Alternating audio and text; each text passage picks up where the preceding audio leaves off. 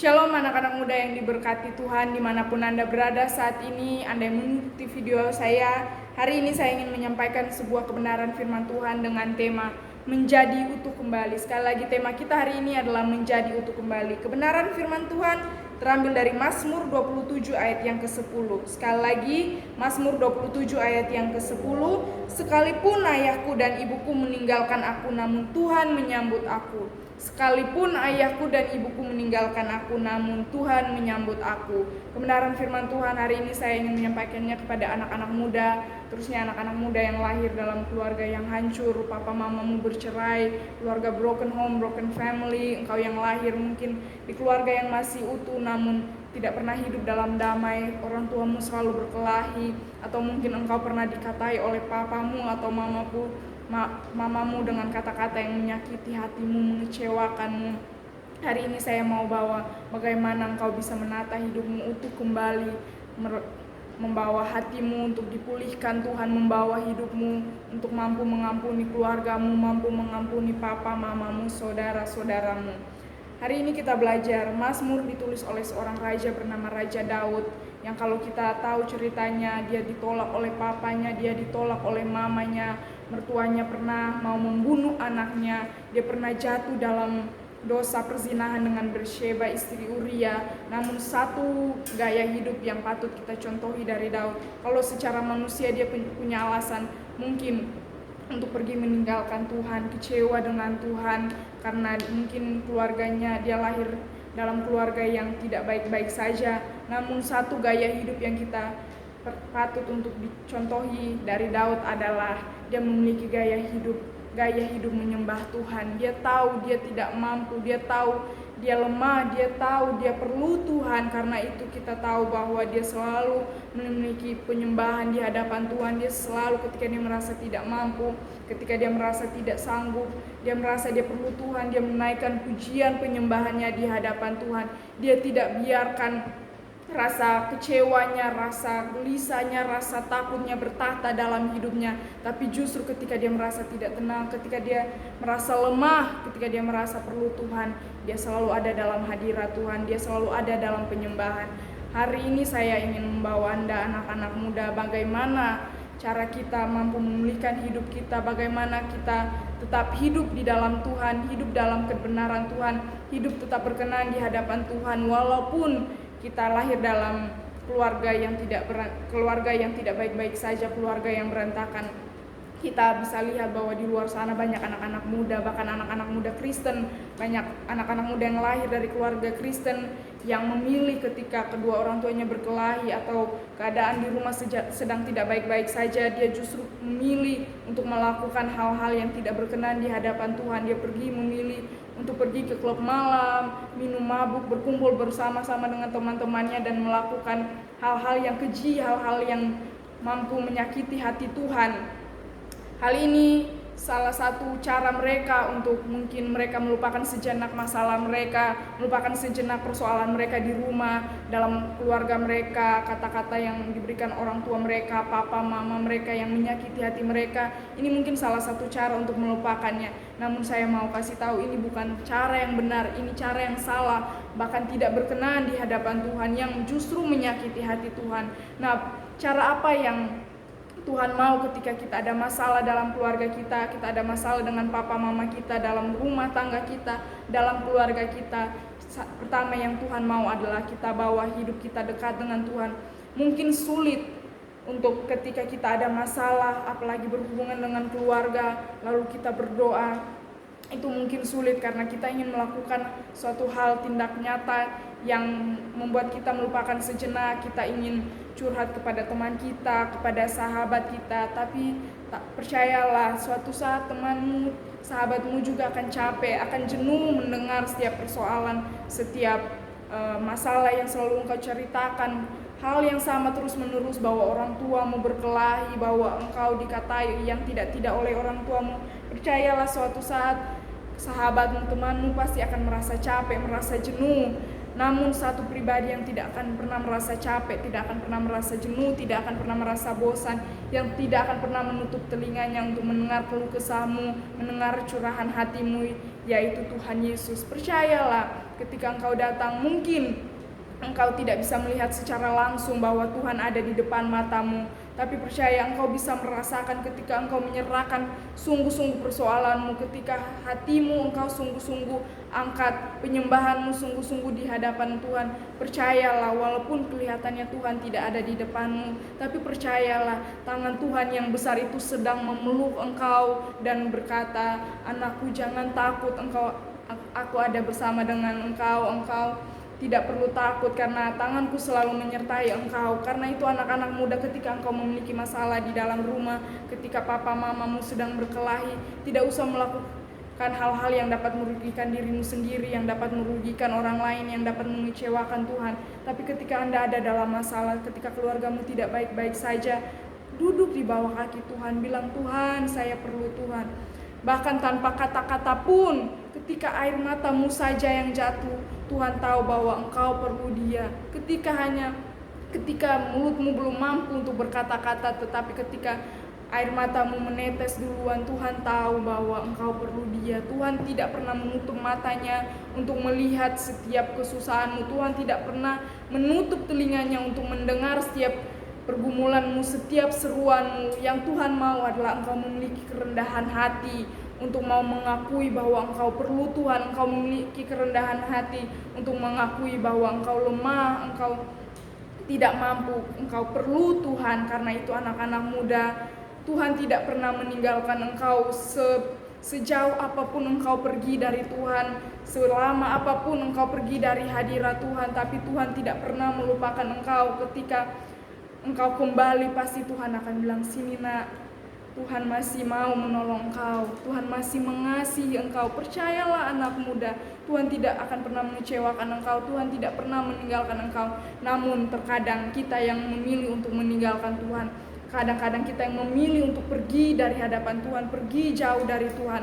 Padahal tangannya tidak pernah tertutup untuk menolong kita. Tangannya selalu terbuka, Dia tidak pernah melihat kita, Dia tidak pernah memandang kita sebelah mata. Mungkin orang tuamu sering menyakiti engkau dengan kata-kata yang buruk, kata-kata yang jahat, kata-kata yang mengecewakan engkau. Mungkin orang tuamu sering berkata bahwa lebih baik mungkin engkau tidak dilahirkan saja dalam keluarga ini. Engkau mungkin kecewa, marah dalam hatimu, tapi percayalah, Tuhan tidak pernah kecewa dengan hidupmu.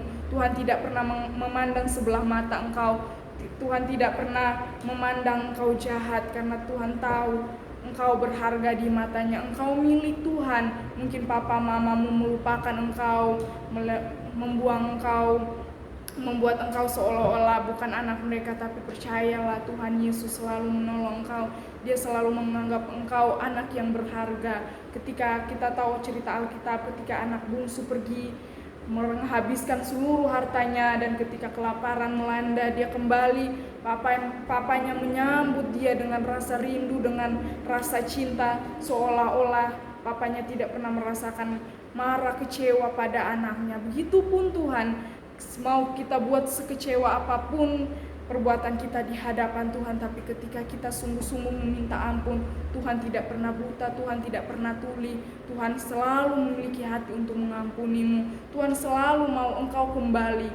Seberat apapun masalah engkau, Tuhan tidak mau engkau justru pergi jauh dari Tuhan, tetapi justru ketika engkau ada masalah, ketika engkau ada dalam sebuah persoalan, yang Tuhan mau adalah engkau memiliki kerendahan hati untuk bawa hidupmu, bawa hatimu untuk justru lebih dekat dengan Tuhan. Dan melalui setiap persoalan yang Tuhan berikan, mungkin Tuhan mau untuk engkau lebih belajar untuk memiliki hati yang besar untuk mengampuni. Mengampuni bukan hanya sekedar kata maaf, karena maaf bisa semua orang melakukannya, karena hanya itu yang diucapkan. Kita tidak tahu hati manusia. Mungkin dia berkata maaf, tapi dalam hatinya dia tidak bisa melupakan.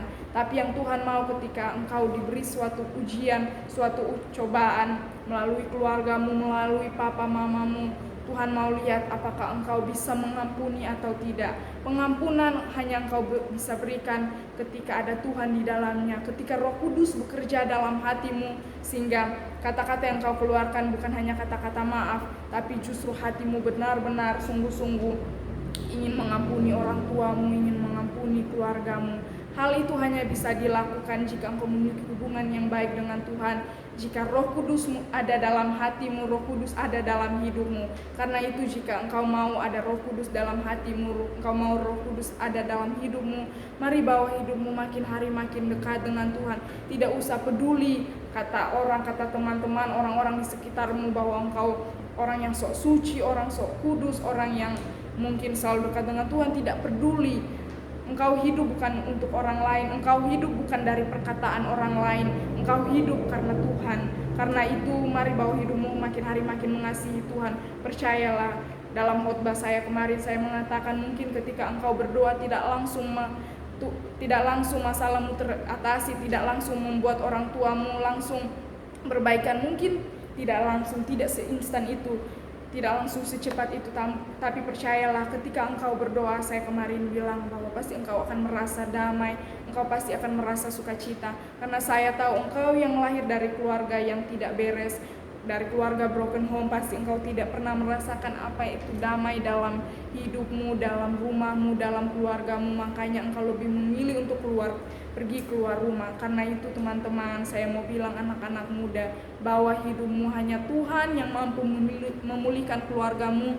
Jika ada orang-orang, ada anak-anak yang mau duduk dalam hadirat Tuhan untuk berdoa untuk keluarganya dipulihkan. Yang kedua adalah mari bawa hidupmu anak-anak muda pada komunitas yang benar, komunitas yang dapat membangun imanmu, komunitas yang dapat membuat engkau memotivasi untuk dapat mampu mengampuni orang tuamu, untuk bagaimana engkau hidup walaupun dalam tengah persoalan, tapi engkau tidak berbuat dosa, tidak menyakiti hati Tuhan, tapi justru dalam persoalan itu engkau semakin mencintai Tuhan, semakin memiliki Tuhan di dalam hidupmu. Mungkin sulit, tapi percayalah ketika engkau ada di dalam komunitas yang benar, di dalam komunitas yang berkenan di hadapan Tuhan, percayalah ketika engkau masalah, ada begitu banyak orang-orang yang akan mendoakan engkau, ada begitu banyak orang-orang yang akan mendoakan keluargamu, hidupmu, bagi rumah tanggamu. Karena itu jika engkau anak-anak muda ada masalah, jangan pergi keluar berkumpul dengan orang-orang yang justru melemahkanmu, menjatuhkanmu,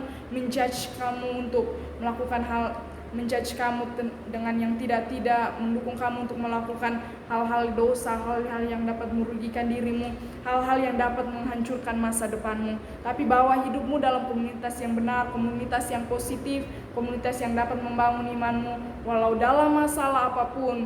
Kalau engkau ada dalam komunitas yang benar, komunitas yang takut akan Tuhan dalam masalah apapun, percayalah orang-orang ini akan mendukung engkau akan sama-sama berdoa. Dan kebenaran firman Tuhan bilang ketika 2-3 orang berkumpul di situ Tuhan hadir. Karena itu mungkin ketika engkau merasa sendiri, ketika engkau merasa tidak mampu, ketika engkau merasa perlu dengan orang lain, bawalah dirimu dalam komunitas yang benar. Saya mau bilang sebelum saya mengakhiri kebenaran firman Tuhan ini, saya mau bilang satu hal bagi anak-anak muda.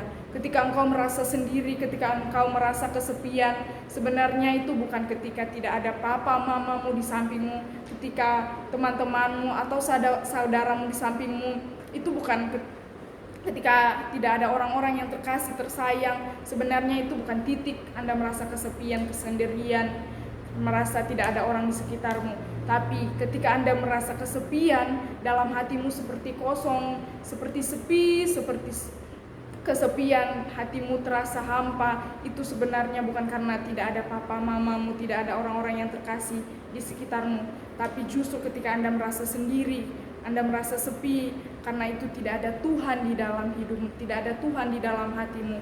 Tapi percayalah ketika engkau selalu mengandalkan Tuhan, Tuhan hidup dalam hatimu, ada dalam pikiranmu, dalam hidupmu, walaupun kelihatannya papa mamamu, saudara-saudaramu, atau teman, bahkan sahabatmu tidak ada di sampingmu, tidak ada, seolah-olah tidak ada yang mendukungmu. Tapi ketika engkau masih punya Tuhan, ketika engkau punya satu pribadi itu, percayalah engkau tidak akan pernah merasa kesepian, engkau tidak akan pernah merasa kesendirian.